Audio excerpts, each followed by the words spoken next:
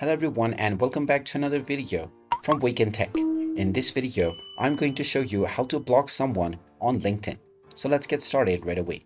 First of all, open up your web browser and then in the address bar, type in linkedin.com and press enter.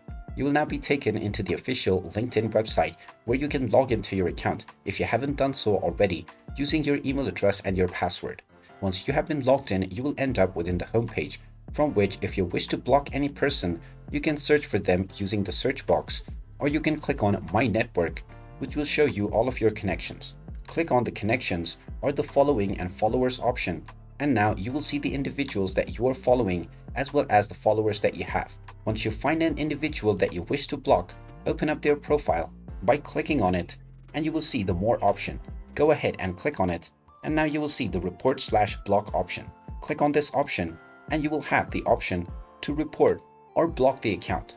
Click on the block option at the first, and you will be asked whether you are sure that you want to proceed with blocking this person. Go ahead and provide your confirmation, and this individual will now be blocked from your LinkedIn profile.